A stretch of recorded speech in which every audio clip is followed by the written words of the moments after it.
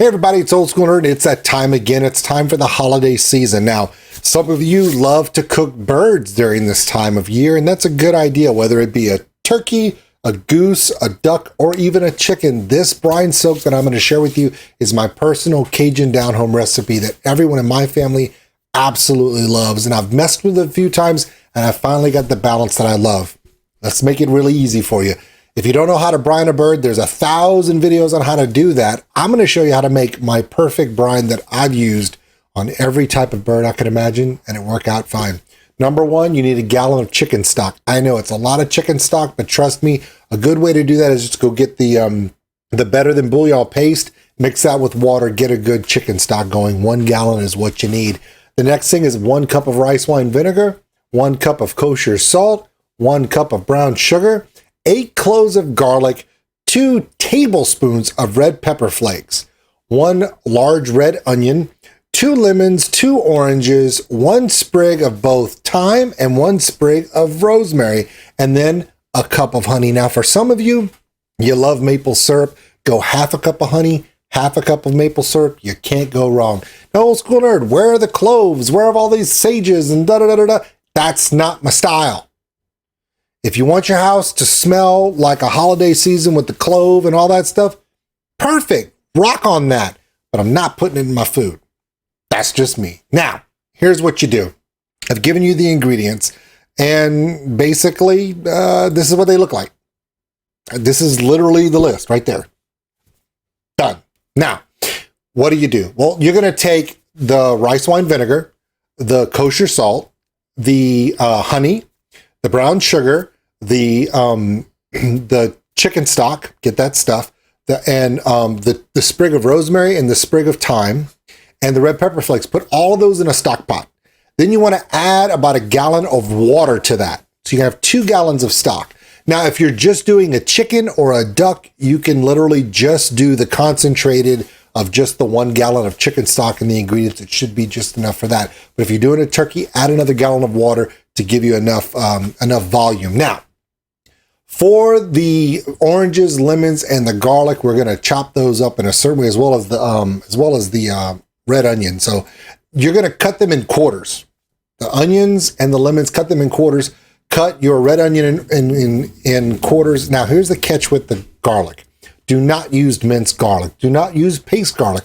Use actual cloves of garlic. Now, peel them, but do not cut them long ways. Cut them against the grain, sideways. You want all of this, the long ways, think of it like a piece of wood. Piece of wood has grains on it.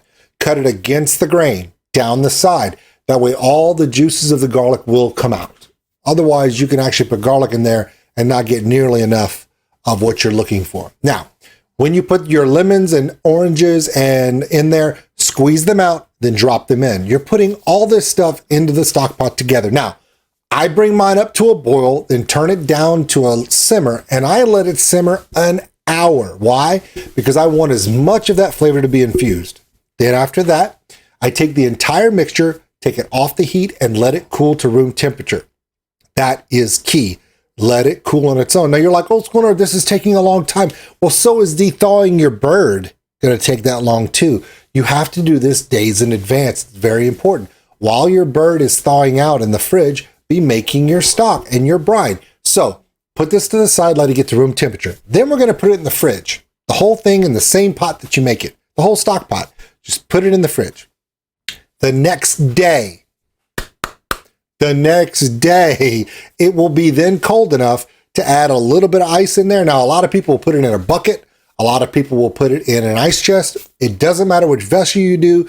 Put the entire bird submerged in this fluid. Now, I like to let my bird soak for 24 hours. If you're putting it in an ice chest or a bucket, make sure you keep adding ice to the bucket. But I have a bird that will fit in a giant stock pot that fits in my fridge, so I can literally keep it that cold in the fridge the whole time. I kind of luck out like that.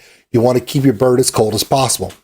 I like to soak my bird around 24 hours before I even attempt to cook it. Now, whether you're smoking it, you're frying it, you're baking it, or rotisserie it, this is the way to go from my perspective. I hope you enjoy this recipe. Try it. It's got a bit of sweetness, got a little zip to it from the rice wine vinegar, and it's got a real richness because we're using chicken stock instead of just straight water. You might actually find that the bird is excellent and not having to do anything else. Good luck. Everyone enjoy this recipe, and we'll talk to you later. Oh, sneak peek. This is for those who stayed all the way to the end.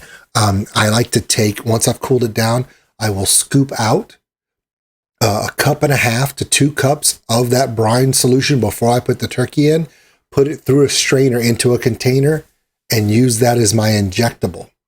I inject the joints and the breast meat with the brine solution. Yeah, that's a sneak one.